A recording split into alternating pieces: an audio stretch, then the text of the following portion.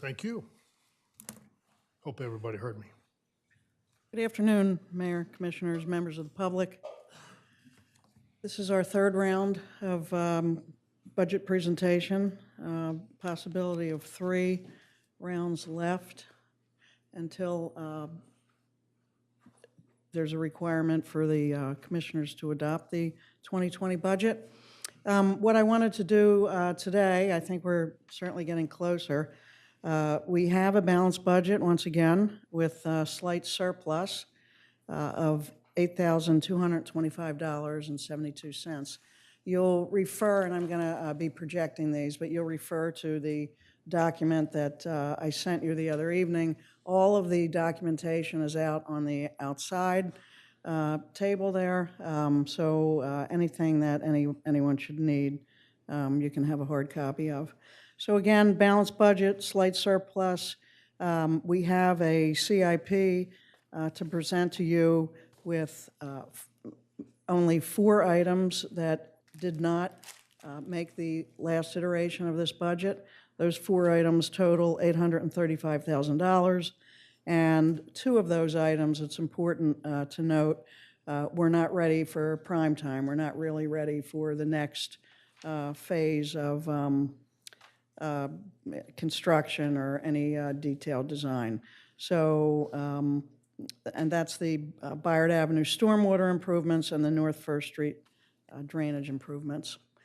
And then the other 2 are just short items that, in my opinion, I think we could probably, as the year moves on, either have further discussion about the roof replacement at the streets department, which I think is somewhat of a priority, but less of a priority, the PA system for the boardwalk. I know there's some further discussion that needs to be made with that when the beach patrol captain is back in the saddle here working. Excuse me. So you can please refer to the sheet that's being projected. We have a balanced budget, again, with a very short surplus. That includes the 2% raises or the Siegel report for the personnel, residential trash increase, $25 per resident, and an annual seasonal rate of $25. No increase in property taxes, and no increase in the or no hotel tax put in here. So what we did after the last meeting, what I did is I went to the department heads and we did some restructuring, and I asked each department head to remove 10% off the top of their budget. Some did that with some thought put into it. Some did not have the time in the time that I gave them, so they removed 10% of their budget, which sometimes didn't make any sense to us on the budget team. For instance, if we have $50,000 in legal expenses in the building and licensing department, it probably does not behoove that department to reduce their legal expenses down to $5,000 or $10,000. So we looked at that and we made the minor adjustments, but we were able to remove over $300,000 from the operating budget in operational expenses from each department. I should note, though, that as we moved on through our process and working through it, we were able to put the majority of that money back in with some recommendations that we're going to make to you. So next, if you can please refer to the CIP, page 1 of the CIP.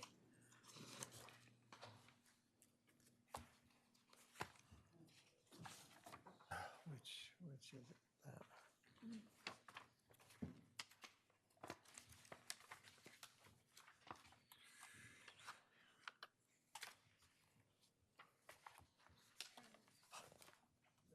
So this is a form you've seen before, a form you've been familiar with. It's horizontal versus vertical. This time around, we added more columns. And here, we've added revenue enhancements for your decision-making purposes. So we were able to put everything back into the budget that we first recommended with revenue enhancements as you move across the page. And you'll see when you get to the end of the page, everything other than those 4 items that I first mentioned are in there. So the original column is what we proposed. We deferred the next 4 items, which are the items I just mentioned, moving across the page. And then with just the capital budget as we predicted and made some revisions to, that third column shows a $2,611,261 CIP for fiscal year 2020. And that is without any increased revenue. You move across the page, we are giving you an option of going low in a property tax increase, and I'll explain how we got to there. Going low with a 3% hotel tax beginning in September. You'll recall that our prediction was July. Maybe that's too soon, so we took it out July, August, September, hoping that we will have some success if you so choose to have the legislature vote, because they stopped meeting in June. So hopefully we would have some recommendation for there. This is the additional revenue low is with a 15% tax increase. We move on to the next column, additional revenue, we'll call it a mid-level 1, with a proposed property tax increase of 25%, and then 35%, and up to 50%. We can do this in any increment. We were able to resolve that with Munis, our accounting software. We can do that within any increment that you so chose.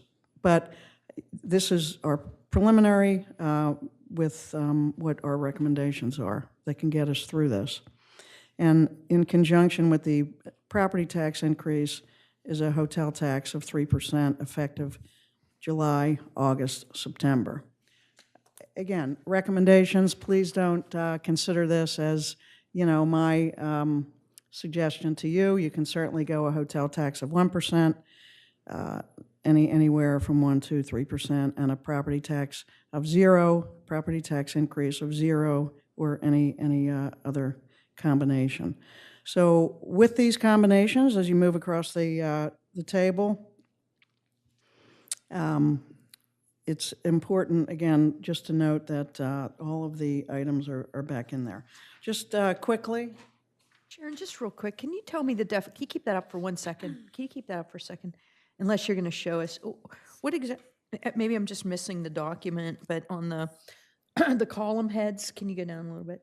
Go down, stop. Okay, so right now the budget you're presenting is that third column there, the capital budget without what, revisions or Without any additional revenue? revised revenue enhancements. Okay, so right now the budget that you're presenting is that the capital budget's that third column. Yes. Okay, can you define just really quick what's in additional low, additional revenue, mid one, like what? Yes. Does that say that somewhere? I'm sorry if it does. I'm not. So again, as you look across the page, we came up with the capital budget without any revenue enhancement, which is what we can afford through the operational budget, expenses, revenue side. You know what? You just answered my question. Okay, great. So keep going. Thank you. And we're going to come back to this. You answered it. We're going to come back to this.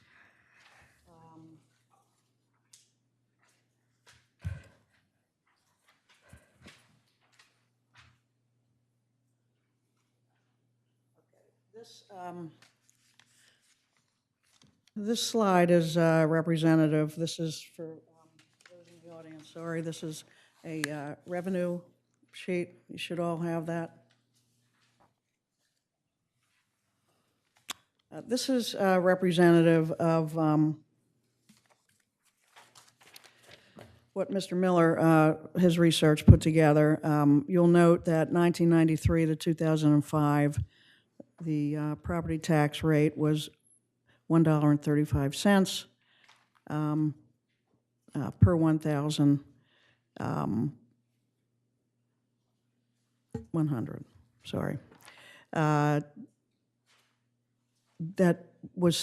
stayed the same for 12 years, and then that rate from 2005, 2006 basically stayed the same, but we have actual operating numbers, revenue for that.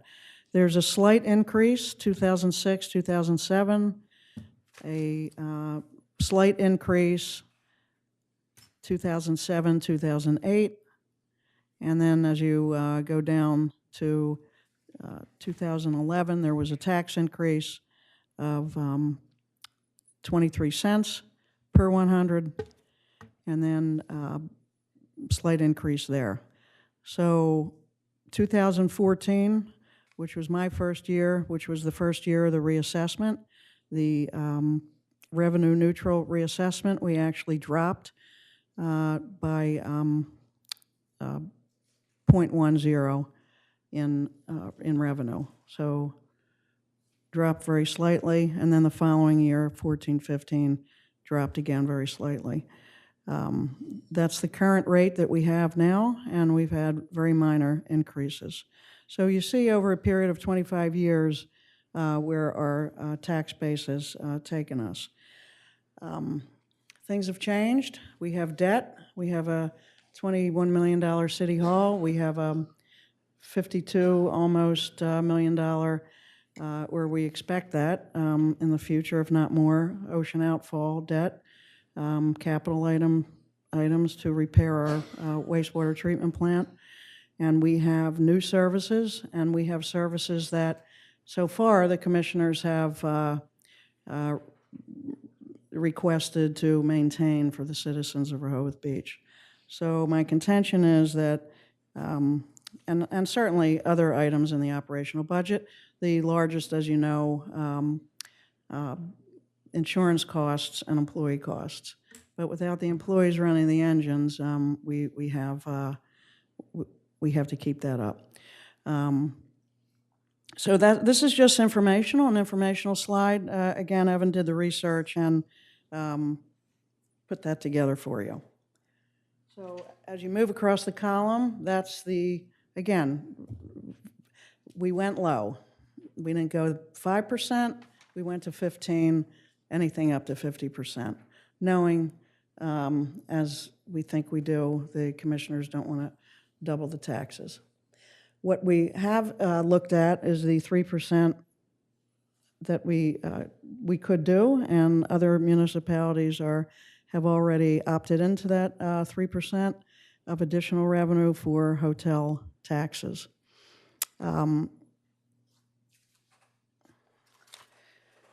Very important that you know that we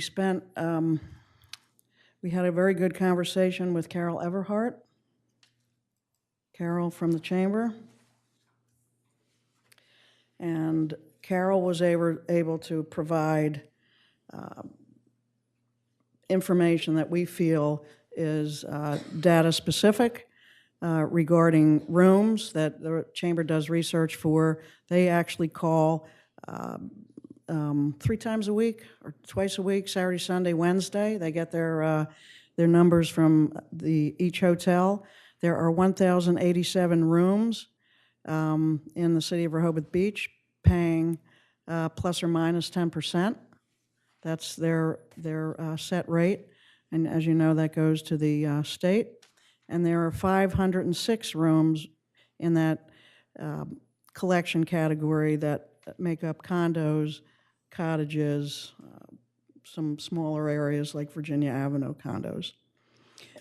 The Association of Chambers, their Chamber of Commerces in the state, agreed that should all rentals have to pay 8%, they would support that if there was a change to the amount of money that was given to each chamber. So right now, you know, that's low. The chamber is recommending that, you know, they take another look at this and try to get some additional revenue from the state from that. So what we've projected, and I'm going to have Evan in just a minute take you through his very comprehensive spreadsheet that he put together. But if you go across the page with those hotel revenue increases, we're able to include all of the capital items that we think that are needed based on our prior two conversations, based on internal conversations with staff. Most notably, if we did the hotel 3% tax, question was asked, what are we doing with the money? Well, I think you can say what we're doing with the money is providing 3 spruced up restrooms within this capital improvement plan. So all 3 restrooms are in there, over $700,000. We have a sheet that, 3 actual sheets that I sent you the other night that depict from EDIS just what they are. If you have questions, we can talk about that, but I just want to kind of give you an overlay of that. So I think that's important because obviously the question is, so you want it to be specific, what are we spending that money on? Obviously the money through the CIP, the 2 pages of the CIP is what we're spending the money on, plus the services that we provide to visitors, including the 3 restrooms. City Manager, I think I misunderstood something you just said when you were talking about the chamber. Did you speak about something in exchange for some additional revenue? Could you clarify what you just said? So I think historically speaking, what Carol was saying was that when this first went into effect, they are looking at 8% lodging tax. The chambers were in agreement if, and going forward, are still in agreement if there was more funds sent to the chamber from the state, not necessarily from the city. Okay. And when you talked about the 10%, the minus 10% for the department heads, and defer me if this is going to come up elsewhere,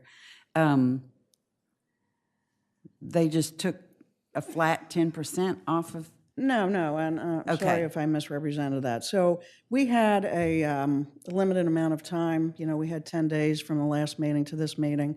We've spent probably a good 75% over a period of 4 days working on this. So when I no longer was able to come up with decreased revenue sources, I went to the department heads and I said, you have to cut your operating budget.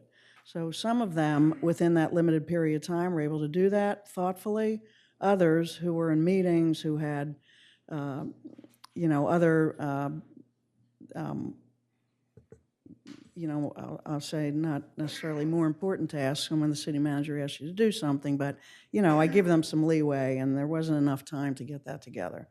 So cut 10%, I'll take, you know, more than that off the legal budget. So at some point, will it be a fair question to ask, what do we lose as a result of that 10% decrease? So as I mentioned and maybe quickly just went over, in looking at these enhanced revenue pieces and some other items that we were able to, you know, go back and forth with internally, we were able to put most of the outs, we call them in and outs, we were able to put most of those items that were out back into the budget. Okay. So whereas it was over 300,000, I think we're less than, maybe less than 30 or 40,000 that did not come back in.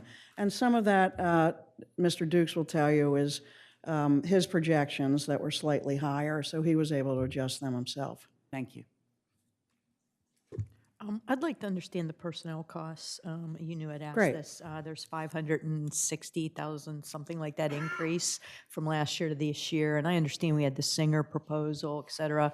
Singer proposal, basically they recommended that we phase this in so we don't get hit with a big chunk of you know, kind of personnel increases right off the bat. So can you talk us through why there's a $500,000 increase in personnel costs from one year to the next in detail? Thanks. And would you rather go through that, or the next item of order was the hotel tax, the sheet that Evan prepared, but it doesn't matter. Whenever you What- want to do it, it falls in. If you'd rather continue on with the Yeah, hotel if we can tax, do that's fine that, with, if you want to continue the flow, that's fine. Okay, thank I you. just wanted to And bring then that up. we'll come back to that. Sounds good. Thank you. Okay.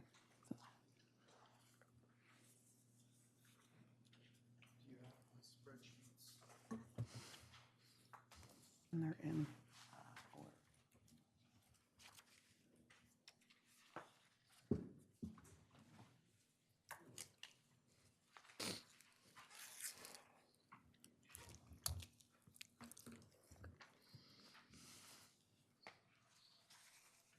Okay, so you should all have this spreadsheet in the packets that were made available. So first of all, I want to give complete credit to Bert for actually putting together this spreadsheet. I simply just copied a PDF that I had from him into Excel and then changed around some numbers. So essentially what you see in front of you would be July through March, and we've done 3 different projections as to when a lodging tax would be approved by the legislature and go into effect. So there were 3 possible scenarios. It involved starting to collect in July, then in August, and then in September. Things got held up a little bit. So on the first column, you'll see the number of rooms, which again, we actually received from the Chamber of Commerce. So just to kind of reiterate what Sharon had mentioned, there's a total of 1,087 rooms in the city of Rehoboth Beach in city limits that currently pay the state's 8% lodging tax. So the city's lodging tax would essentially be an additional 3% on top of the 8. So we wouldn't be taxing anybody additional. It would be the same hotel rooms that are paying the 8% to the state. And then there's 506 rooms that do not pay the lodging tax currently, either because they don't, mostly because they don't meet the definition per state code. So we have a total of 1,087 rooms. Next was sort of trying to calculate the occupancy, which is a really big factor. Bert had done some projections as to what he thought occupancy rates would be, just assuming based upon the flow in and out of the season. And then we also did a projection using a 60% occupancy tax, which is just the national average. But we wanted to get something a little bit more accurate. So one of the things that the chamber does, if anybody's seen their quarterly reports, is actually put out a list of all the times that they called, and this is a comparison between 2016 and 2017. And this is essentially a list of all the times that they've called lodging establishments and collected the number of rooms that are currently rented out versus the number of rooms that are available. So what we had done was we basically averaged the occupancy rates for every time that they called per month, and that's how we were able to get the occupancy rates that are provided in the spreadsheets. Next was to find an average room rate. So what I had done was just performing a quick Google search, pulled up a hotel that was on the more expensive end, the Boardwalk Plaza, and a hotel that was on the lower end, which would be the Breakers Hotel. I took a look at their website, which provided costing information for each month, and basically took the price for the weekday as well as the weekend, and then averaged the 2 hotel rates to get the average rate. And then basically what you'll see is the comparison of the daily gross that they've received for all weekdays, as well as the daily gross that they would receive for weekends. And then that's how you would get the 1%, 2%, and 3% lodging tax on the bottom right-hand corner there.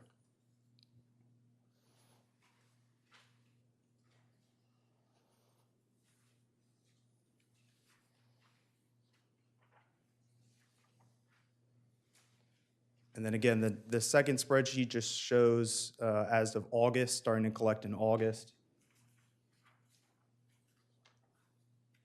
And then the final is as of September.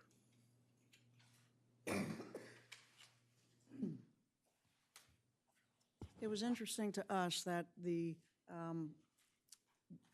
last September figure, what is that, 886? That was very, very close to what we projected in our unscientific, yeah, it was like right on. So that we removed because recommended it not be in there. Go ahead, Evan, I'm sorry. So those increases starting in, would be July, August, or September. Correct. You mentioned that hopefully we will get some sort of an answer from the state that we'll be able to do it, and we should get that by June. And so then it's a matter of, I mean, or not, and then, we get nothing, but then we could easily, at that point, decide to do it in July. We could. And Mayor, if I may, you reached out to them, certainly, but if we were not successful in getting that by August, September, if it was later on in their year, we certainly would need to adjust, all these items, but at least we would have any proportion of the property tax that you might want to bring forward. Schwarzkopf, and he had said that his hope was to try to get it in March, by March, because they've already started the process, and then the next process is like March. So conceivably, they could approve us being able to charge an accommodations tax, and then we pick it out when we do it. Have to pass something. So do hotels, they have rate sheets that they publish in advance, and I'm sure, They don't have taxes on there. they don't have taxes, so none of it is, they haven't figured it into their budget, so to speak, Yeah. for this year. Okay. What's the appropriate process for dealing with funds that are iffy? In other words, can we prioritize our projects, have secondary projects that would be paid for by additional incomes, and then we pass the budget based on our priorities and the funds that we can identify readily? And then if we have to, 4 months later or 6 months later, we go in and modify the budget based on additional new taxes or something. Is that? Well, I would think that the only one that's floating, if you will, would be a hotel accommodations tax. Because the property tax, we decide, they don't decide. And so that we could conceivably go in there and say we were looking at the additional revenue high section, which would be 886 from the hotel. If that 886 disappeared, we'd probably have to start peeling off $886,000 worth of stuff on the capital budget. Like, if that's what you're saying, right? If it- Yeah, but are we actually going to pass a budget based on projected funds that may or may not come? I'm not sure I'm comfortable with that versus doing a two-step budget process with Well, I mean- guaranteed funds, here's our budget, and then with additional anticipated But that's funds. what we do in a budget anyway, is it's just like if all of a sudden we have a monster storm, and so we don't get any of that rental tax. Well, we've got it put in there, but if we don't get the rental tax, what do? It's kind of the same thing, that, there are, all of these things that we budget for are anticipated. And if for some reason we have a monster storm and parking's not 5 million, but it's 3 million, then, we got to do something at that point in time. But, these are things that we'll see, even though we pass the budget, we'll see with time that we pass the budget April 1st and there's still nothing. Well, we got to start thinking about, are we really going to get it? We start to talk to them more. And if they're saying, no, it's not going to happen this year, then we start having to make changes. But I think just about any kind of budget thing isn't guaranteed. I guess I expressed this last time. I have a little uncomfortableness with using the monies in the budget when we haven't vetted it. We haven't had our public meetings to talk about the tax and that it's going to happen, unless maybe that's what this process is. I think that's what this process is, and I'm sure it'll be published in the newspaper. Can we just, are we just asking general question, or just, you still want us to just talk about this? The lodging? Well, I think they've got a process they're going through. Okay, I didn't know if we were ready for open comments yet. Thank you, Evan. Thank you, Evan.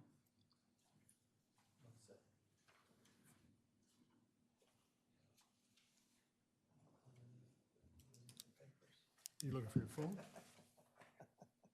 That's mine. Yours is, Evan, is her laptop underneath your papers by the water bottle? Under the, no?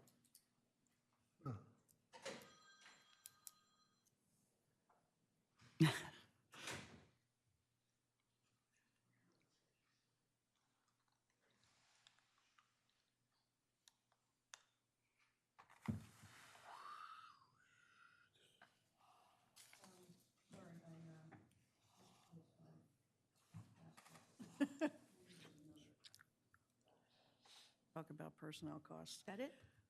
that one's mine. Yep. Is that a laptop in that case underneath your laptop?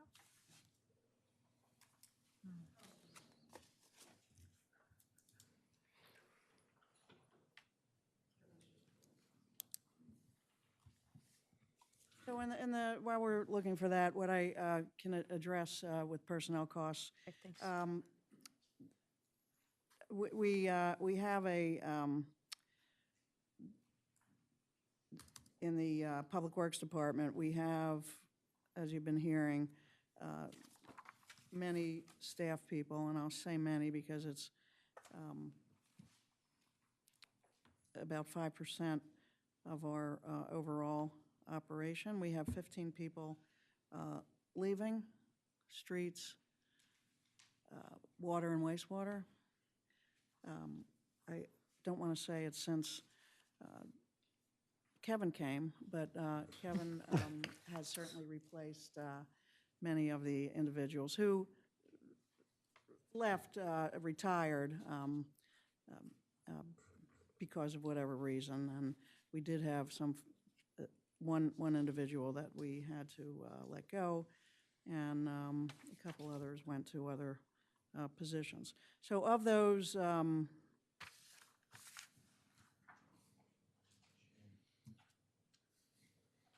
16 individuals, one part-time, we were able to either fill them now or they're pending.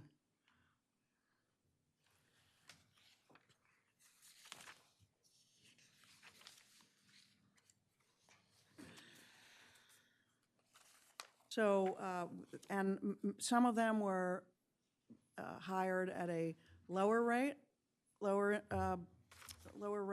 than what the individual who left for whatever reason was being paid. Some were hired at a slightly higher rate, mainly based on the data that we had from the Siegel report. So again, we're trying to get those folks up to the minimum from that mid and maximum point. We had approximately $160,000 of an increase based on the Siegel report. And as Commissioner Schlosser suggested, that was thought that we could phase that in. We could certainly still phase that in. However, the higher end folks versus the lower end folks, you'll remember that we either use the 2%, or use the recommended to get to the minimum point for the from the Siegel report, or the 2% salary across the board cost of living. So we used whatever was higher. If it was the 2%, and some were higher than what was recommended by the Siegel report. And we're talking about sometimes $450 versus $550. So for a laborer, you know, that certainly is higher and lower. We could probably, and within that 160,000, Evan was part of that, so his salary is now in the operating budget. And the salary components that make that up, I would pass on to Bert to speak to, because I don't have my computer. He's going to speak to above and beyond the 160, because I understand Yes, that. yes. Okay, Yes. great, thanks. Commissioner Schlosser, you asked a question about why there was a $500,000 change, and that was just the budget. The initial report that we sent out, and I thought that Sharon wanted, was to compare the differences between the prior year's budget and the current year's budget. Yeah. So that produced that $500,000. Okay. Okay, but if you actually take the forecast that we have for the balance of this year ended March 31st, and then compare it to the budget for 2020, you get a 3.4% increase. That amount is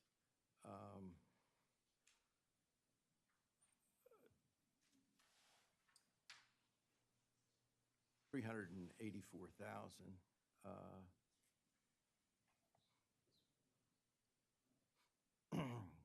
So, I'm sorry, 213,000. So the percentage-wise, it's 3.4% higher. So you were comparing the budget to the budget. I'm comparing the actual costs to the new budget. So in 2017, 2018 budget, how much were the personnel costs? Well, Because we had a lot of losses. These are not personnel, these are just simply salaries. So, So the salaries in 2018, in 2019 forecast is $6,461,000. And the budget for the 1920 year is $6,675,000. that's $500K difference, right? No, 675 less I can't really hear you, so how much is it? 213,000. So year to year, comparing apples to oranges, your budget this year only is 213K over last year. And the majority of that is reflecting the Singer recommendations. Well, the Singer Is 160K. 161,000. Right. So they did add to that. You had the police department, by contract, had a 3.5% increase, whereas the, Oh, by their new contract that you guys put in place. so the I other see. departments had a 2% because they're not under a contract. I see. So the two things that are causing that increase are 160K bump up because of the Singer report, and then another 60-some K based on the new salary rates that were negotiated for the employees. Is that right? So it's a 213 total. Okay. So Okay, it's not half 500. All right. that was budget to budget. Budget, I'm okay. comparing actual expense for the year end. But actual expense could also mean you had 15 vacancies, and that's why the actuals were lower? Well, the actuals, it could mean a lot of things, but I don't think we had an abnormal number of vacancies in positions, so. So bottom line, it's not up because we're hiring a lot more people, it's up because we had the Singer report and we're trying to get everybody to the minimum grade or the minimum wage, number one, and number two, and that's about 160K. And then we have salary increases because of the new negotiated Correct, contracts with the police, and then you've applied that to the rest of the correct, staff. correct. So it's a total of 213, really. Okay, and then what about the seasonal employees? Are they still in there? Because that was another 90K or something like that, right? Are they still included in the budget? Yes. Those 8 additional ones? Oh, no, it's more the than 8 that. It's like additional are 15. removed, Okay, and The two beach patrol are removed, but we're hoping we can put them back because that, And there were some for the parking department and whatnot. Has that all been removed? So all the new additional season, we already removed those? correct, Okay, so it's really only 213 and it's those two categories. yes. Okay, well go ahead, I'm sorry. Go ahead. No, please, go ahead. So just for the public discussion, the 8 that were removed from seasonal officers, I thought those were intended to support a safer perception of our boardwalk and beach area. Correct. So how does it line up to eliminate those if one of our fundamentals is safe, friendly, et cetera? Well, so we still have our 25 that are in every year. The police chief puts them in. The 8 additional are out. In speaking with the chief, he can, because these were, in my opinion, removed for other reasons to insert CIP concerns, he thinks he can work with that original number and have more presence on the boardwalk.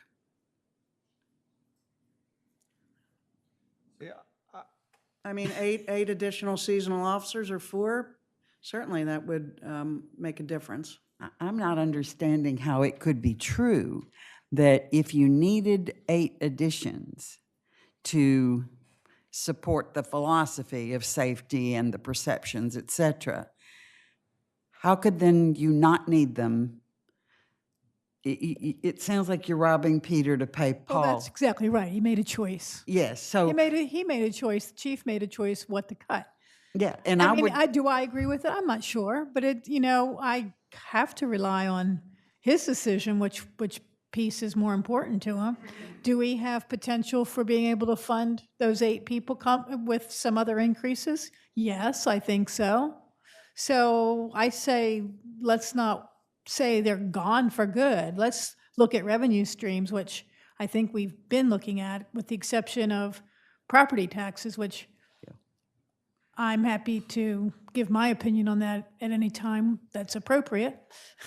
If it's now, I'm happy to do that. yeah, I agree. I'd like to put the 8 kind of in a holding pattern because of how we felt originally about having them to begin with. And having done many, many budgets over time, one can be encouraged to eliminate positions that one was originally convinced they were needed. So if I may, it's not necessarily an elimination, it's a reprioritization. And originally, the mayor and the chief and I had a discussion about the boardwalk, and that's basically where those 8 officers were intended to go. In removing them, and again, please, this is a working budget, so this is our 3rd round, we have 3 more potentially. I'd like to do it, before the 3rd one, so we're not reconfiguring that afternoon, but we'll certainly do whatever you'd like. Okay, before we close out, were you going to call, I want to make one comment before we close out on this topic. Just if you look at incident data, which is kind of why I don't like to necessarily not listen to the chief and his initial recommendation either, but I also looked back at crime statistics, and correct me if I'm wrong, but he had said actually the crime was down on the boardwalk and across the city overall. Is that correct? Yes. So that made me feel a little more comfortable with that Yeah, risk assessment. and- But I wanted that data point out there if that's correct. Yes, but the crime statistics speak more to, not totally, but more to full-time police officers. Yeah. So the perception of safe speaks more to. So this is to address the the perception, seasonal. not the actual Yes, data. yes. Okay. Because the seasonal officers are walking or biking around, whereas the full-time officers who sometimes supplement that are answering calls for service or other offenses that come up. Got it. Well, Yes. Thank you. I favor the extra seasonals, frankly, to deal with the perception of lack of safety. But, you know, I know that some might look at the seasonals as, oh, what are they here for? They're here to ticket and enforce things. I look at them more so as ambassadors of the town, that they're walking up and down the boardwalk, they're visible, they're telling you things you can and can't do, not giving tickets all the time, which actually is how it happens today. I don't think we give out tickets that much. But I can recognize that if we don't have the money, then certainly that's something to cut. But it's in my little box over here. Right. I don't think we need to cut it yet. It's just, that's what, the chief has made some choices, and it's up to us to either, A, find the money or agree with how he wants to move forward. Right, well, and I so agree with that, because if we decide not to find the money for it, then we need to stop using the phrase that we believe, or whoever's using it, that there's a perception that our boardwalk is not safe. So all I'm trying to illuminate is you can't have it both ways. Right. Okay. Was there anything else that you'd like to go over specifically with the CIP, or how we came up with the projections? You know, obviously, we feel as though, from speaking with Carol, that we're on track, and then the intensive work with the hotel tax, and then the property taxes are pretty much, you know, straight off what we have now. I have some questions on So the we have to make a CIP already. decision on what Can to I, do with the property tax and the hotel tax. Mayor, before we do that, though, I want to ask a couple other expense questions. I mean, I really appreciate the efforts, just before we get into that discussion on revenue. I'd just like to, again, understand a couple of decisions. But this is good, and it's a great explanation, great presentation. Just general things in my mind, like the sewer system CCTV. It's a pretty big chunk of change there, and I understand why we need something that capability. I'm wondering, though, I mean, there's portable CCTVs, that some municipalities use that are in the 30K range. There's other municipalities that would need this capacity, and seems like it could be a shared resource among 3 or 4 towns. Have we looked at those kind of options before we invest in something of this nature? And maybe we have, but I just kind of wanted to understand that. Commissioner, not specifically with regard to here. Okay. You know, the equipment to do kind of an industrial type of Okay. rig is what you need. Okay. You know, it's a vehicle. Okay. You got the computer and the monitoring system inside the vehicle. It's connected to this probe that then gets down through the sewer. So as I understand, and I haven't priced them recently, but within 3 years ago, it was probably 60 to 75,000 for the equipment. Okay. So then you got to have a vehicle to put it in. So you get a big step van to put it in, and then you got to have people that are trained and can operate that thing. Okay. So typically, you know, although I would say, you know, we're at the very beginning stages here of doing our system, maybe it would be worth taking a look at and operating ourselves for however 4 or 5 years to do everything we need it to do. Maybe that would be helpful. But typically, you go to guys that do this for a living because it's more economical, because they've already invested in the equipment. You're just paying for it. Oh, this is to like lease a service, not Correct. purchase So equipment. you go to I see. You know, somebody like Harry got it. Caswell. He doesn't do this that much anymore, but that would then. In fact, we just did it with Got it. somebody on First Street. They come in, they I run see. because you have to clean it first, be able to get the video through it. So they did that as part I of see. part of the I First see. So Street this is for activity. service. This is not us purchasing all this equipment. No, correct. Oh, that answers my question. And Thank this you. is- Thank This you. is one in 5 years, right? Don't you have this on the next 5 years, CI? Sewer is several years. 3 maybe? Yeah, several years. Stormwater, if we did it, if we did the total stormwater piece this year, that amount times 2. So it was about a 2-year program to do the storm, if we took it all at one time. Storm sewer CCTV, is that what you're talking about? Correct. That's the next 5 years annually. Okay. Yeah. All right. Well, I'm very receptive to looking at additional sources of funds or increasing funds if we have valid reasons. I think we have significant priorities here and things that need to be done, absolutely. But I've been trying to rack my brain on how we can save money internally. And I want to get to that through this discussion. Enterprise funds. I see enterprise funds as fun, and I'm not that familiar with finances, but enterprise funds as being self-sustaining. So you're selling a service such as water or wastewater.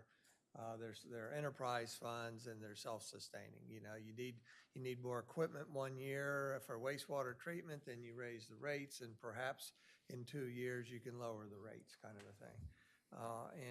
You know, I've mentioned before, and I'm still very desirous of examining and implementing a stormwater tax of some kind, such that, I mean, we can look at different models, Newark, I think, and some others, you know, and I was hoping that we would have that in place for this budget session, but I would still hope that we could pursue it and depend on it for this budget season. You know, whether for storm drain tax, we're taxing essentially how much water runs off your property. So you got a bare lot with grass on it, you've got a lot of water being absorbed. You put trees on it, maybe that's part of the formula, and you get even more of a tax deduction. On the opposite extreme, you got a commercial building that fills 100%. They've got no impervious. And then you've got these places in between, like a residential lot with 40% natural, you know, they fill in between. But anyhow, implementing some kind of stormwater tax. And I'm suggesting that we consider that for this year and plan for it, the stormwater tax being implemented this year, paying for some of these storm drain projects this year. So we look in here and we've got 5 projects, approximately 5 projects for stormwater, including this CCTV for $1.4 million. I'm proposing you put that $1.4 million back in the general fund so that we can use that to fund some of the things we've just cut or other priorities. And if we need to, we borrow whatever monies we need from the contingency fund to fund what we absolutely need to do this year in the realm of stormwater projects. And then we have that new stormwater tax pay back that contingency fund. So that starting this year, we're getting the people to pay their fair share of what it takes to maintain our stormwater. So the process for that, you shook your head about Newark. What's the process for how we would actually even implement such a thing? Well, there's various different ways and ways that we're looking at that we, frankly, since Kevin has come on now for 6 months, 7 months, we didn't get to. But we need to look at not only our surrounding municipalities in the state of Delaware, but also elsewhere. And it needs to be done with some kind of logic behind it. Right. So we're not That's just, my concern. or I think, you know, some, preferably logic, but I think some municipalities may have in the past said, we're going to implement a $5-10 stormwater impact fee. That sounds Which like a starts, simpler it way of approaching speaks it. to Commissioner Mills, but what's the logic behind it? So if your constituents say, well, what's this for? We don't really have the data behind that to support that $5-10. But forgive me, I asked 6 months ago, and I thought we were working on it, would have something done at this point. So that's why I assumed some work had been done on it and that we could perhaps implement it this year. I would still say that, that we put the money back in and use that money for the projects as needed, and use our contingency fund with the expectation that we will implement a stormwater tax this year that starts to pay for those things. Similarly, for the fire department, you know, we've proposed $80,000 for them. I would say put that $80,000 back in to use to the general fund to use for our next priorities. Maybe it's the 8 seasonals or whatever we determine as needed next. Put that $80,000 back in, and we find an alternative source of revenue for them. And not cutting you out, Warren, but we've talked before about adding a percentage of tax to building and building permits. I've proposed that we look at just adding an extra percentage to the property tax so that everybody pays a fair share. And then let that be, going forward, a constant, consistent amount of money generally that they're going to get each year, rather than us coming through our fund. I'm just trying to think of out of the box of ways to put money that are already in here back into the general fund and come up with alternative ways to fund them. But these alternative ways to fund don't just happen. It takes a couple of years, I think, to do the analysis to figure out how to do a stormwater fee. I mean, I think Lewis has one that's like $5 or $10 a year. I don't think that gets us anywhere. Well, You're talking $1.4 million. That's what if we ask everybody to pay, in addition to their property taxes right now, the same amount towards the stormwater. That's $1.4 million. we don't have to pay it off in 1 year, but we start something, and you know, I have an optimism that we can do some of these things, you know, Oh, no, that I'm not saying- hearing but- up but here, you know? We need, No, we need the analysis to figure out what's the right way, because those circumstances that you said, somebody that's got all grass on their property, all trees, all building, they're completely different. So we're gonna have to go in and look at every single property But it's labor intensive individually. on the front Very end. labor-intensive. So, I And mean, so and I'm not, it's like that a was, year-long project, I would think. yeah, I'm not, certainly not opposed to expensive. that. Right. So, But the 80,000 for the fire department, that doesn't need to take years to decide to put a small percentage of tax on the property tax or some other venue to raise funds there, so. Yeah. you know, I see how you're kind of, slicing and dicing this, and I understand you want to make sure that constituents understand where that money is coming from, why we're taxing them and where it's going to. But to me, there seems a simpler way. And then in terms of property taxes, you pay taxes to the municipality to provide services. And I can tell you, well, now my computer's gone off. So in 2011, if we had raised taxes just 5% each year up to the present day, we started with 1,307,776. If we had charged 5% tax increase every year up till now, you'd end up with 2,028,790. So almost double.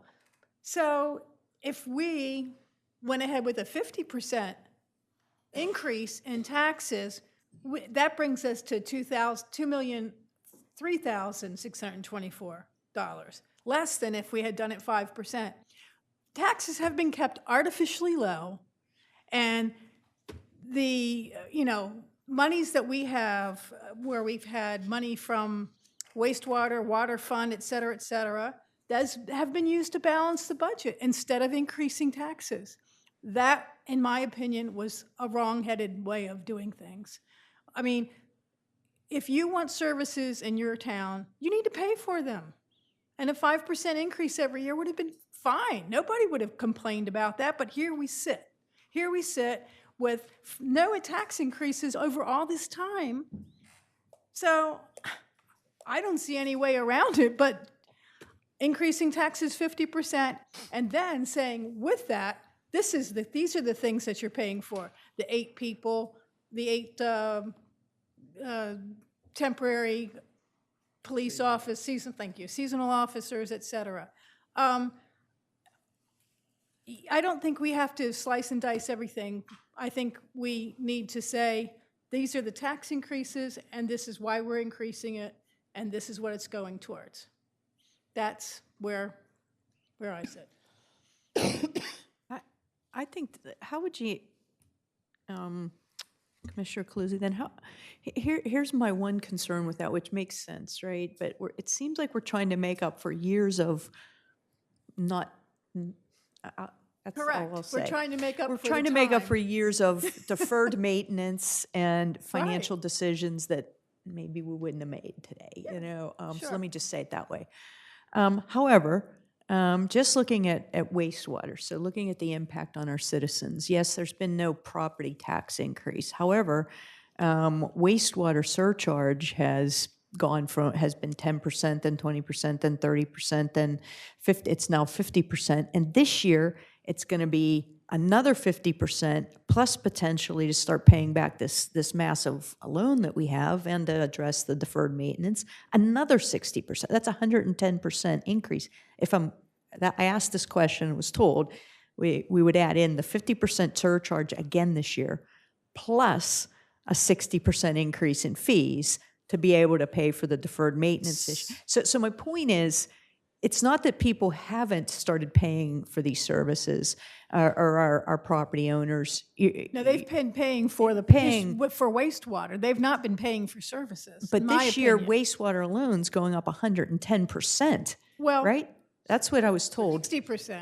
Well, The 50 plus 60. 50% is already in place, so it's not going up another 50. But it's still going to remain another 50%.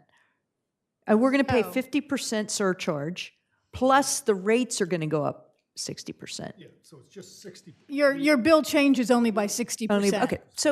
Okay, so 60%. So it's been going up every year. This year, I misunderstood that, which is good, actually a good thing from my Made part. 50 I You just made made us money. 50%. It's So, gone but up still, Since 2013. It's been 50% since 2013. yeah, right. So So, water so usage went up. so then your it's- surcharge went up. right, so my point is, property owners have been paying increased fees for services, wastewater services and water services over time. So it's not just, we can't say there hasn't been any kind of increase in in fees. There has been. So we're gonna increase water by 30%, wastewater by potentially 60% this year. So, and then we want to increase property tax. So that's pretty significant tax increases or surcharge or whatever fees, however we want to change. So how do you, like, Okay, let me so are tell we you how. comfortable with that? I'm In not my- asking for that. I'm just posing that I question. hear what you're saying. you I hear know? what you're saying.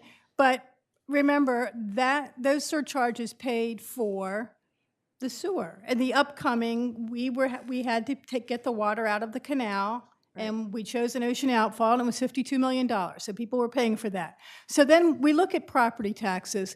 There are a number of people who live in the town who are full-time residents. Some are older folks who own their houses and have no mortgage. A lot of people, and I don't know the number, but perhaps we could find out what this number is, are people with mortgages who pay for these taxes through their mortgage payment, essentially, you know.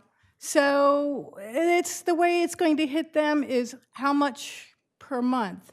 So if somebody's paying, and I think my tax bill, and I live in town, of course, is, let's say, $700. So it's going to, if my taxes go up $350, and I do happen to have a mortgage, divide that by 12, how much is that going to cost me per month? Now, I understand there are people in the town, older folks, who are not going to be able to, it's going to be difficult for them. So perhaps we put something in place that's going to allow them to pay over time. So these are just some thoughts of mine in terms of being able to get the money that we need to do things, all the deferred maintenance that we're talking about, that has to be done. Just wondering if in a year, oh, sorry, please go ahead, Commissioner Short. No, go ahead, finish. your If thought. just in the same year, we're raising wastewater by 60% and water by 30%, granted it's for a very specific service, if this is the year to address property tax, to add in another tax. But the point- That's the just my point, question. As she that's all. was saying earlier, this should have been done for the last 20 years. Yes, it should have, but do you But- make up for everything in 1 year? That's my question It's to the not group. just 1 year. I think, you know, our taxes, this is just this year we're looking at the CIP. We're gonna have another CIP like this next year. We're gonna have to look at the same things. We're gonna have to look at different sources. We're gonna have to look at a continuous thing. You know, I think our taxes probably should go up close to 100% over the next 2 to 3 years. You know, but these are services we have to pay for. We have to come up with some kind of a stormwater fee or tax, whatever it is, absolutely, because those are the types of things we need. But this is, we've got until April, this is something that's put in front of us, and, we can put out and start looking at different other sources for the future as well. But these are the ones that are put in front of us. And how much are your boardwalks, $700,000? Is that what we were looking at? Is that what you came up with, the three About restaurants? 760,000. That's only for a small portion of what you would like to see. Ultimately, but what I'd like to see, maybe they're working on it, is planning for the next 5 years in this realm. Are we looking at an additional restroom in the north, for instance? Are we looking at that observation deck with the family restroom downstairs? Those I'm kind sure of we things, should be, that- absolutely. And we have, we do have that, but this was a first step Yeah, to do the spruce up, if you will. So there's not a family restroom, but that's predicted to be added to Baltimore Avenue, is it? If we can expand that. Maryland Avenue? Yes, Baltimore. Baltimore. So, yes, there's no design for it, but immediately, what can we do to make our restrooms? Oh, I agree with that, friendly. but what I'm looking for overall is this 5-year plan. What do we do in the next 5 years? Because the biggest thing for me, I've said before, is to take care of maintenance, including deferred maintenance, things that can be done this year, and otherwise, maintenance for things that need a year's planning. I want to fund those, but that would be next year. For this year,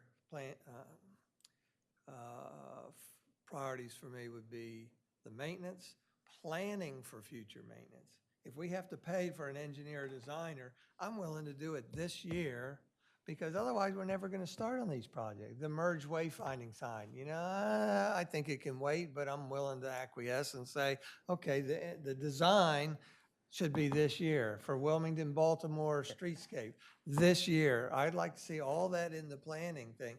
And that leads to the restroom facilities also. This is a first year thing, but what are we doing for year 2, 3, and 4? And if we need those engineers, how can we budget them this year to design the family restroom, to design that so that we have a good idea of where we want to do? I assume that these renovations would not be torn up by No. putting a family restroom in, No. They assured me of that. And Commissioner Mills, we are planning for that, because you started out this fiscal year season. Are we ready? No, we are not ready. So that resonated not only with me, but with the entire Public Works Department and probably the entire staff. So I submit to you that I'm preparing that. This is the first step. Okay. But you are thinking about the next step. And Yes, we are. so do we have the because I'm a little bit overwhelmed with paper at the moment, but do we have the merge in here, the cost to do the signs from the merge system? I didn't see it. I'd like to see that in there. And there's been a proposal to do something with Jolly Trolley that we would subsidize, that I would like to see, because it's the big picture for parking, and I want to see that move forward. And these are the kinds of things I think our taxes should be paying for. I think for Jolly Trolley, need to come back here in front of us, and we need to talk about it, and because we haven't talked finances publicly or any of No, that. we and haven't. I think we need to make sure that we're all in agreement that we want to do that. But, And, excuse me, may I? I also wanted to add, if we're going to do this, spruce up, there needs to be a plan for it. They said that they could have us ready by mid-May, but we do need to give them some leeway. So we'll have to decide whether at least some of this is staying in before March 15th. Well, and I agree with almost everything Commissioner Kaluzzi said. What I just want to make sure of is that everybody, every class of business or resident or renter or whatever the situation is, to me, everybody should be helping with this situation. We have a stark situation, in my opinion, in front of us of what we need to spend versus the revenue that we have. So at some point, I just need to double check that I know we're talking about property taxes, but have we looked for every single opportunity with all of our permit dollars, with all of our licenses, with every other opportunity? Because to me, for our taxpayers to feel a sense of equity, we have to convey that we have done that and everybody shares in this. Remember, our taxpayers are everybody that owns property in town, not just the people that live in the residence. The businesses are paying taxes through their landlords. Similarly with water and sewer. Basically, everybody's paying for it, everybody that's getting that service. So it's not as if one group of people is paying most of it and another group's getting away with something, which I know a lot of people think they are. Well, That's not the case. and I think that's the very point, that there is certainly a perception, be it right or wrong, that not everyone is sharing in an equitable fashion. And I just think we need to be very vocal about how this will really work once final decisions are made.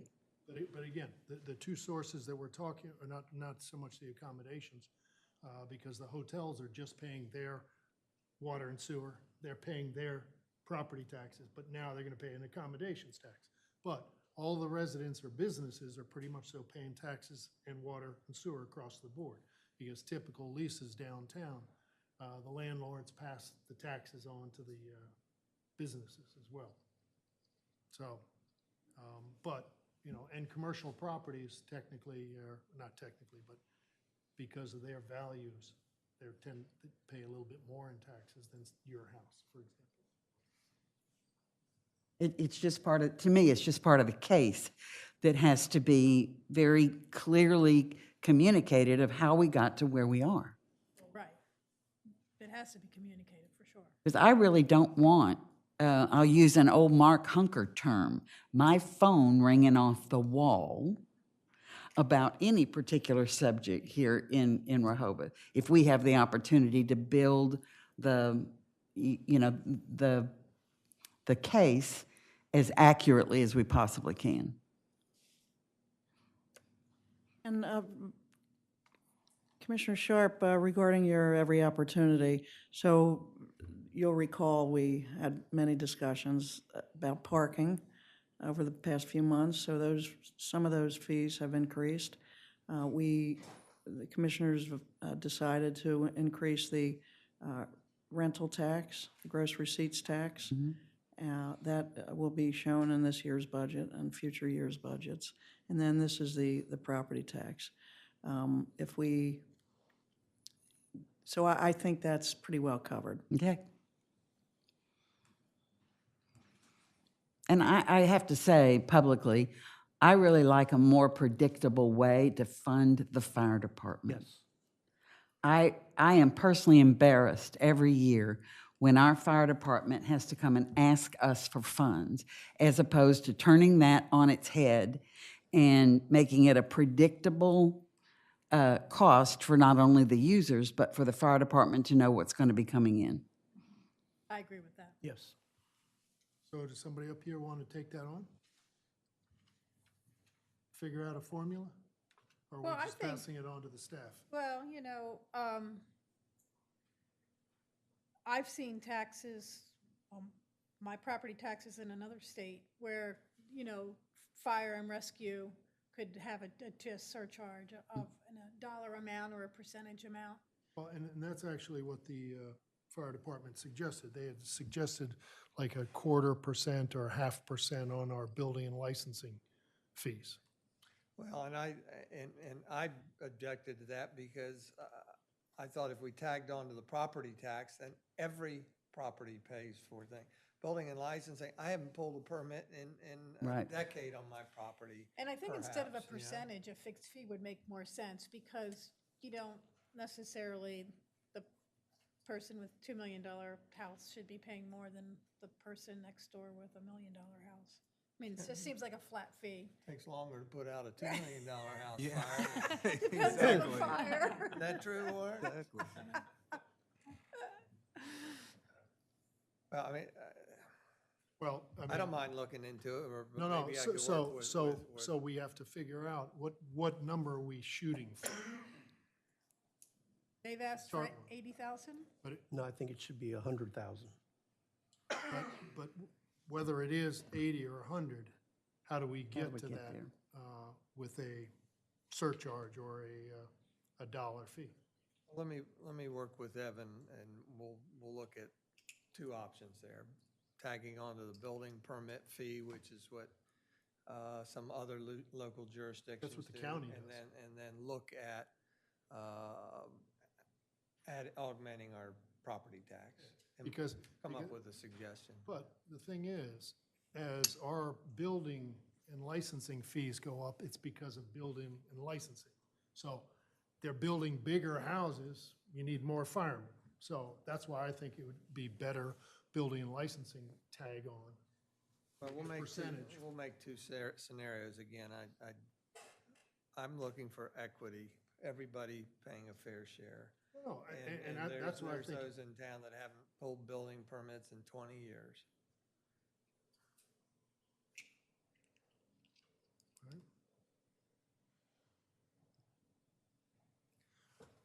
While there's a lull in the action,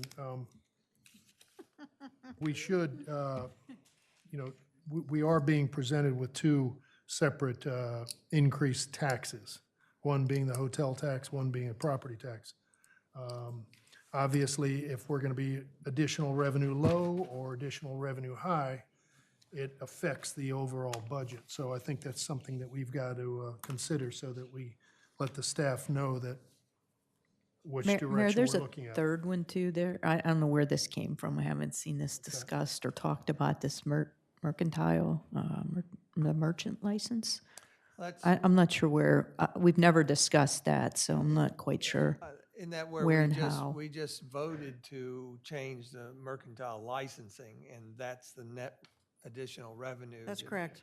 I thought you told me there was no additional revenue or increases when you, I voted against that, by the way, just for the record. But nonetheless, I thought that there was no increases based on that to anybody. I've heard from a lot of businesses that they've been caught off guard that is an increase, there was an increase, in some cases almost double. Is that what you're talking about, that ordinance that was just passed Yes, here? that's correct. And there was a difference there. And because we had a variety of different levels, and we just kind of modified that to. So the net result was an increase for many merchants across the board. Huh, oh, that was, I'm double glad I voted against it for sure, because a lot of the merchants don't know that was the case that I'm hearing from, so, but, okay, so that's not anything new, that's the one you just passed. This goes to what Okay. Commissioner Sharp was just saying. I didn't realize that was a merchant fee increase. It wasn't presented that way, so, interesting, okay. It's licensing fees across. Yeah, I didn't realize it was designed to be an increase. I thought it was just to clarify what the ordinance said, so, It was designed to be an. No. well, that's what it, okay, But okay. there was a consolidation of, you'll recall, those who come in with X amount of employees, and we consolidated those numbers. So there was a slight increase. I think property and tax increase is justified, and a hotel tax is justified. I think we've talked about that for hotel tax for many years. However, I'm not sure I'm willing to go full bore this first year for like the 3% hotel tax. Personally, I'd rather start off at 1% and see how much it actually brings in. I don't know that we need to remedy all our deferred maintenance and projects and get them going all in one fell swoop. Yeah. You know? But as far as the hotel tax, just, I think what's useful to me was talking about other resort areas or even other states, what they charge in terms of hotel taxes. 3% compared to other jurisdictions is really low. It is. I mean, I know it's, I don't know, Florida, it's like, I don't know, 12% or something crazy like that. I mean, I think a lot of, I mean, you have to not forget about that 8% too, because so it's 3% would be going to 11%. Right. But, you know, in a lot of municipalities you stay in, there's 3 or 4 different taxes that you get tacked onto your hotel room that end up being somewhere in the neighborhood of 12, 13 to 22. You know, there's like a drink jar or food fee or some other different things. But so, yeah, I don't think 3% is out of the question.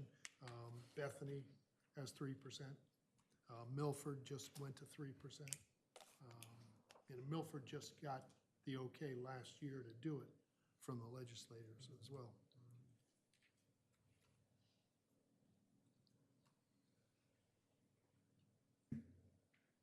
So, Well, again, we've got justification. That's where I guess I'm looking at that restroom 5-year plan, because if in 4 years we want that extra freestanding building somewhere, then we've got to start planning ahead for X $100,000 to implement something like that. Right, And that helps justify, I think. you know. absolutely. and so, I haven't heard anybody say no to the tax increases.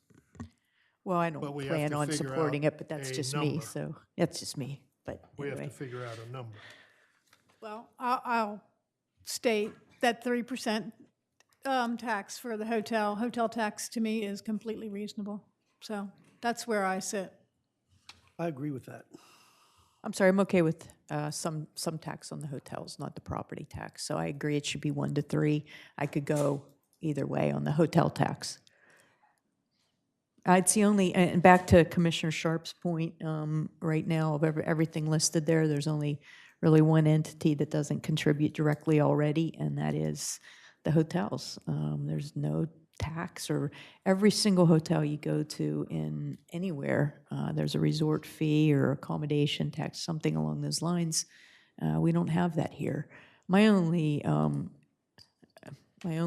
ask is that somehow it's very clear that this is specifically going to something that supports the visitors to our town. I mean, very clearly that we have a communication strategy and plan that articulates exactly what this increased tax, because I'm very concerned about being a tax and spend commission, which is kind of where it seems without further clarification on what we're doing, it seems that could be a perception, and there's actually real needs. So I wonder if somehow if we did vote on a hotel tax, if we could be very clear that it's going to bathrooms, Well, you that's know, or right, just the very boardwalk clear. and just the Yeah. shower towers, the Sure. bathrooms, the Lifeguards, trash. It just has to be, Yeah. I just want it clear that it's put in But see, those that's areas. what's in every city budget. Yeah, is These sure. are services. This does not I don't say. see any of these projects, not one project that is,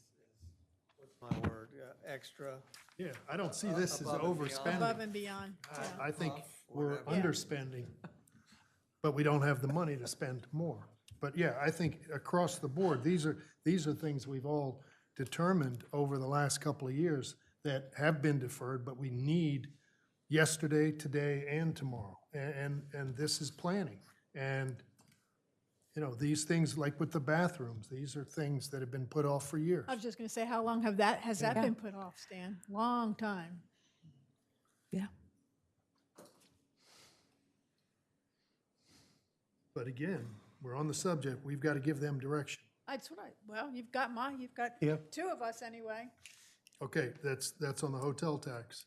Well, you've already got. I'm what I okay on think hotel property tax. I'm fine on hotel tax. I already made my case on the property tax. Now, Commissioner what Sharp. number did you? Now, You had said 50. I said 50% increase. 50%. I said 50, I know. Ooh, you stuck your neck out. Yeah, I agree that it's, worst case scenario, it's got to be 35, but 35 to 50 is. Well, again. I mean, Stan, if you look back at the statistics that were given by Evan, I mean, nothing has changed in the last 8 or 9 years. I mean, nothing has changed. So taxes haven't gone up. And as Pat's saying, if you went up 5% a year, we'd probably be up a will be little bit more than than what it this. would be if we charged 50% And it's, unfortunately, we're gonna get the brunt of what went on before us. That's right. And that's why we get elected, to make hard decisions. And I think that's the way we gotta look at it. I certainly don't have a problem at all looking at property taxes. I think we have to face it, that we have deferred, we didn't adjust our tax rate, and our community, for those of us who have been here for some time, we all benefited from the fact that taxes did not go up. However, the downside of that is what we have to face now. And I don't think that is a hard sell, really, when you express it that, you know, I've been paying taxes now since the year 2000, and I've benefited for 19 years. If you lift up the carpet, you haven't benefited, because now you have to pay for it. Well, that's what I mean. I mean, but.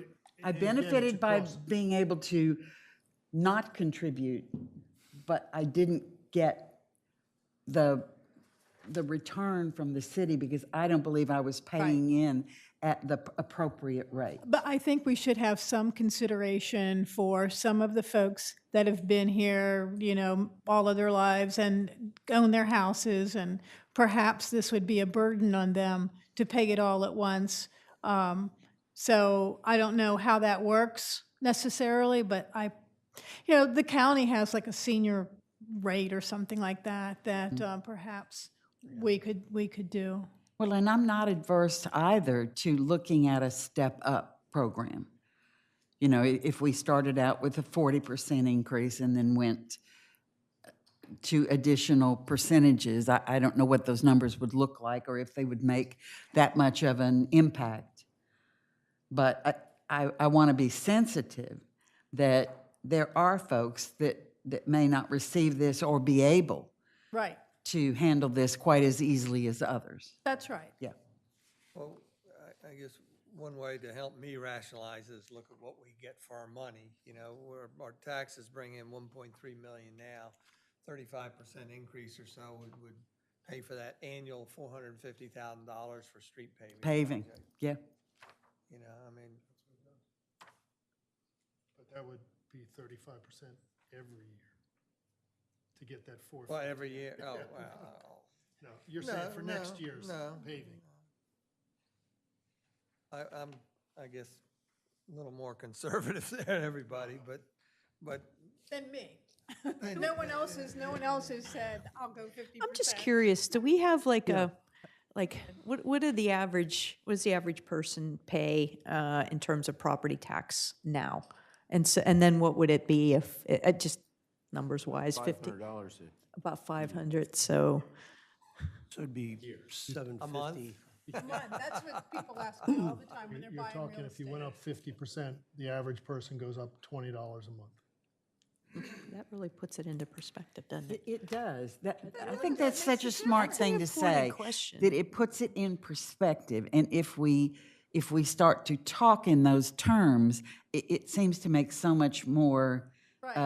of an easy sell as opposed to a 50%. headline in the newspaper that says, you know, it goes up X percent. Well, That's what it's going to be. No, it's more, $20 a month. yeah.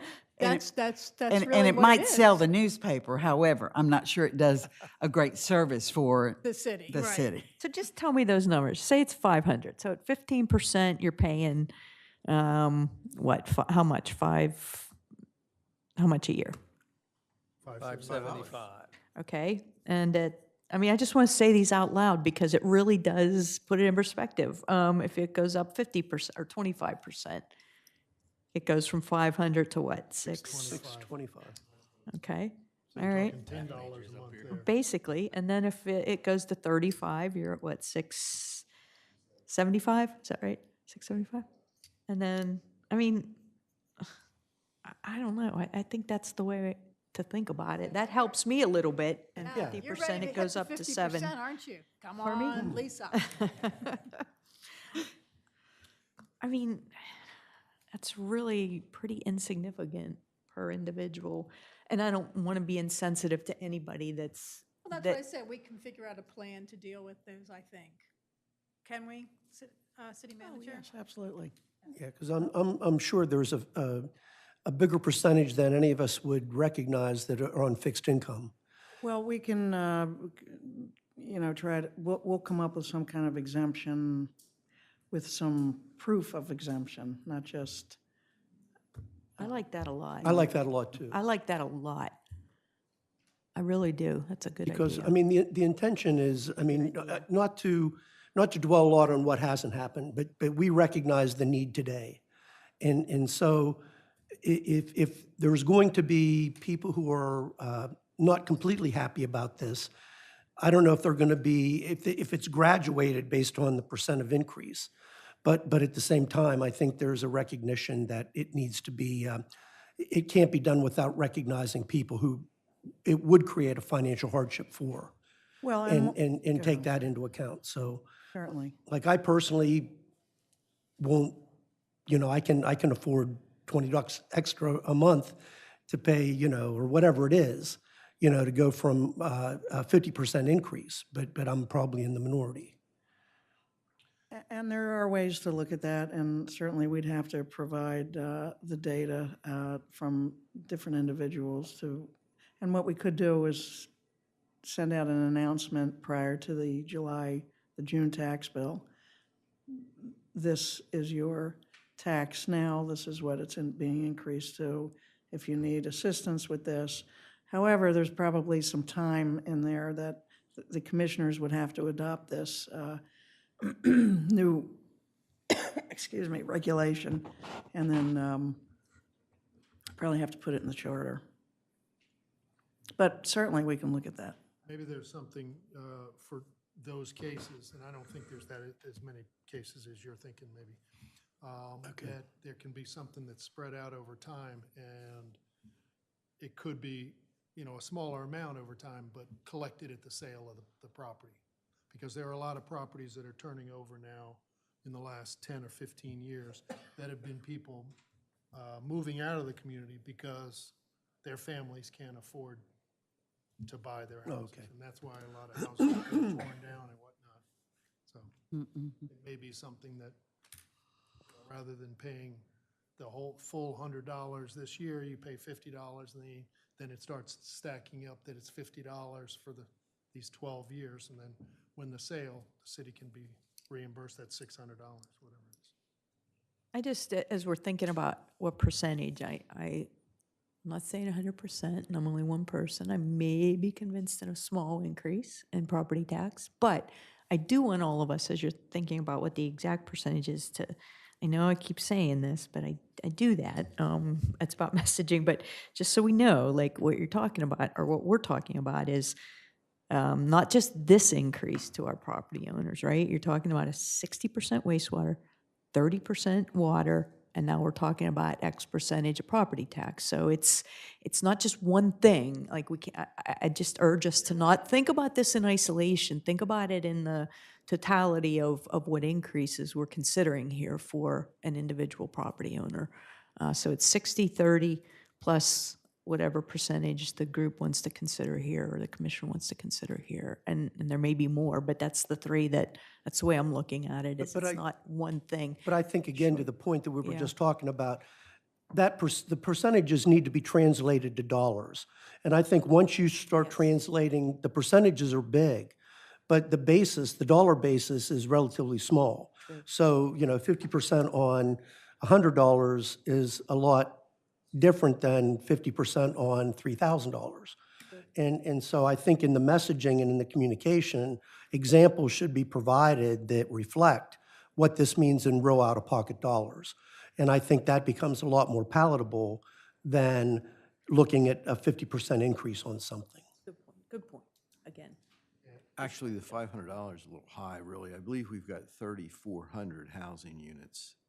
Is that right? Yes, and you're, Divide that into it, and you're in the 400s. Yeah, the last sort of estimate that I did was based upon a revenue of 1,330,000 with total taxable properties of 3,217. So the average at the current 4 cents is about $413.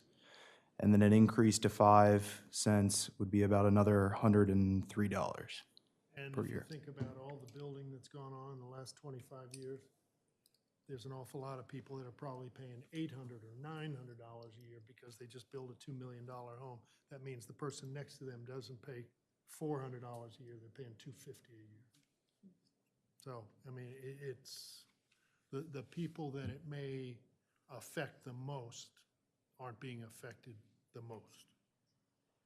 But again, we can't overlook the fact that yes, we've got 3 or 4 things going up this year, but it's been a long time coming, and it's not like we're just putting this in the bank and looking at a big catch of money. We're looking at the things that we need to repair, that this isn't gonna repair everything. Well, it's getting late in the day, and I should probably be able to answer this question myself, but I need some help. That situation that Commissioner Schlosser just spoke about, of the increase upon increase, it doesn't get any better next year, does it? No.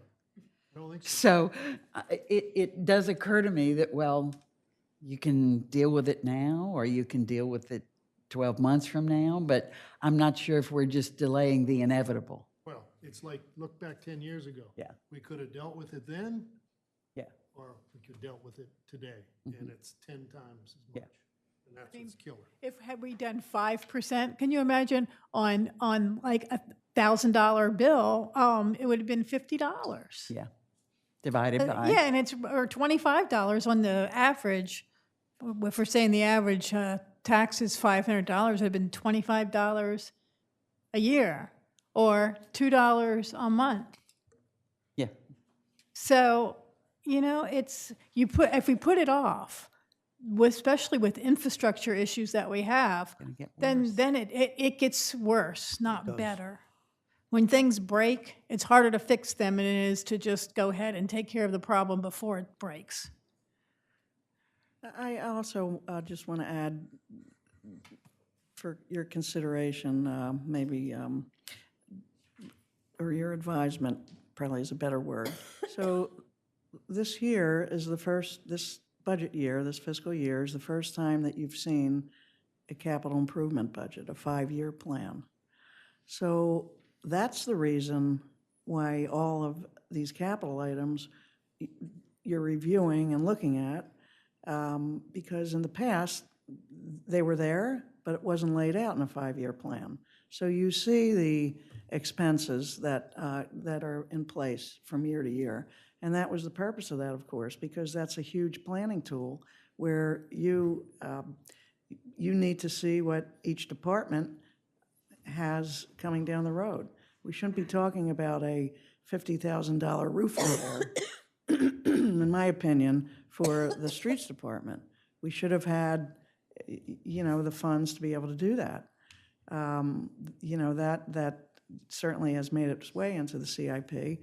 But again, not necessarily for those that you just came on this year, but for those who have been here, that have been here for the past, well, however long, it's just a new tool for you to be able to use to see what's coming down the road. Instead of being faced with, we need $250,000 for this emergency or, this projection. Well, I'm in favor of a 50% increase. I think we should look at the additional revenue high. Yes. which is the 50 and the 3% starting in July on the hotels. Because that gives us what's in the CIP here, but it doesn't give us what we've been talking about, like the merge plans or the additional guys on the boardwalk or other things. So But tell it me in does, dollars, Mayor, just real quick, if you looked at that high, in dollars, not percentages, so the average property tax increase would be $20 a month.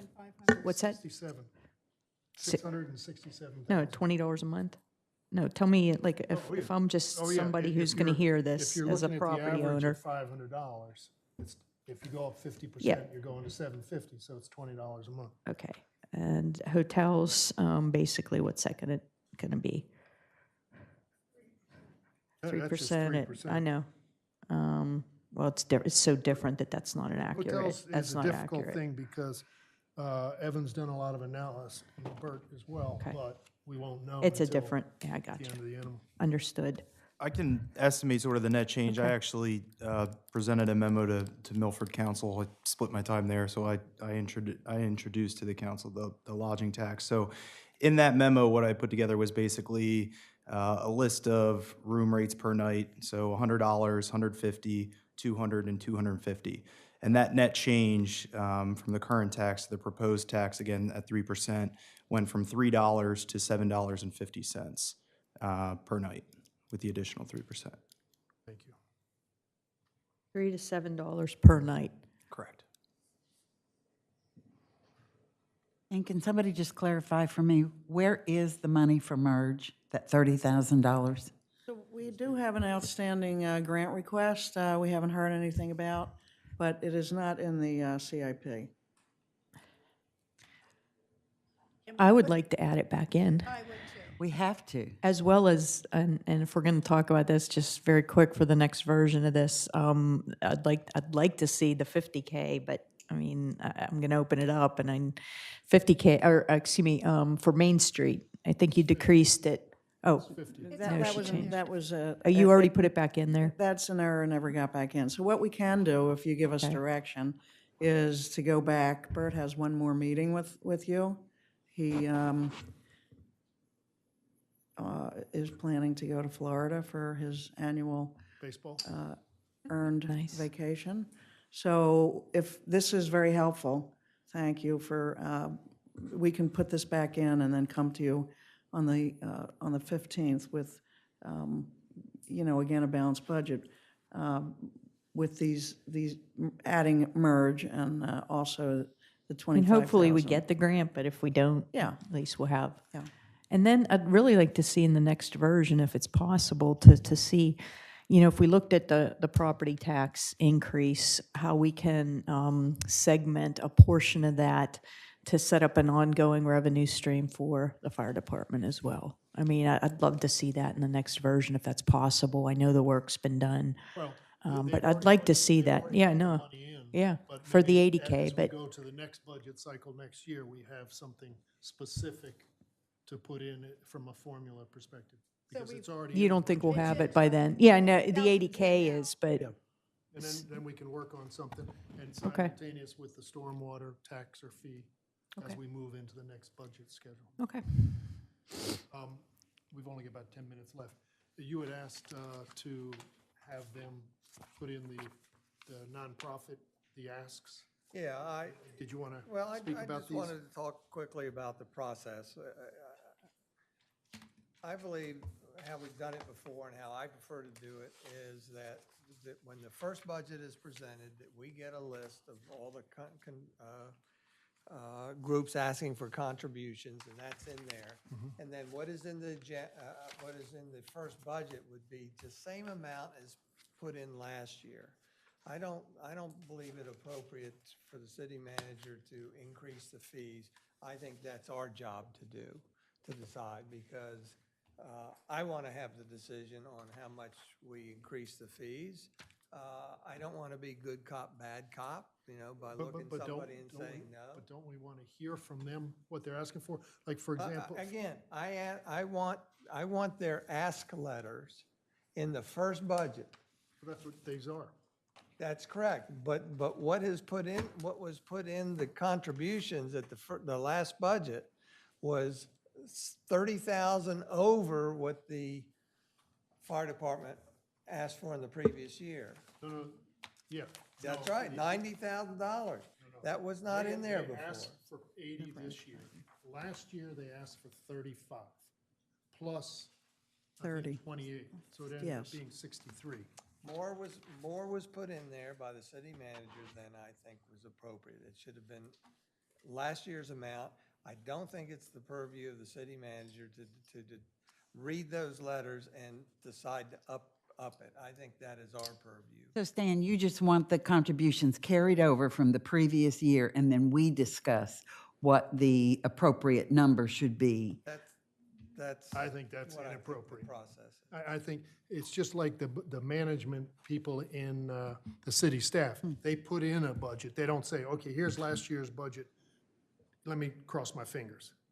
It's, here's what I need. Here's what I would like to have.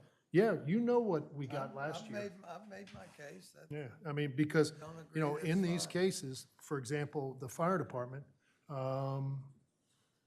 we had actually thought about putting more in. You see, you all are discussing it out of this board Absolutely, here and absolutely. not letting us in on Based, it. based on what they're asking for, and then they asked for 80 specifically. So I will, and certainly I could have done that, and maybe that's how it was done in the past. So if I overstepped, I understand that. But you certainly have the ability to take it out. I merely put in what was requested, and if I didn't put in 50,000 for Main Street, you certainly could have taken that out. But I can do it the other way around, certainly.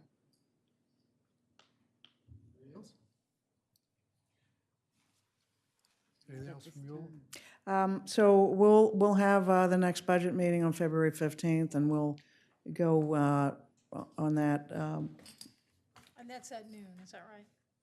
yes, Yeah, yep. thank you. Anybody else?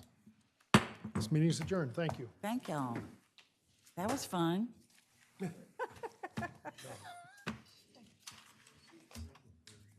apologize for not jumping in right away on that.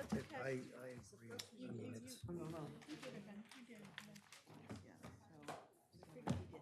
But I agreed with you 100%. But the thing, I do recognize that there are, I mean, it's hard to gauge. At 3 o'clock? Because, I mean, in the Pines, there's. We're going to seems to be open up the well, meeting, and then we're going into executive Bigger session. homes seem to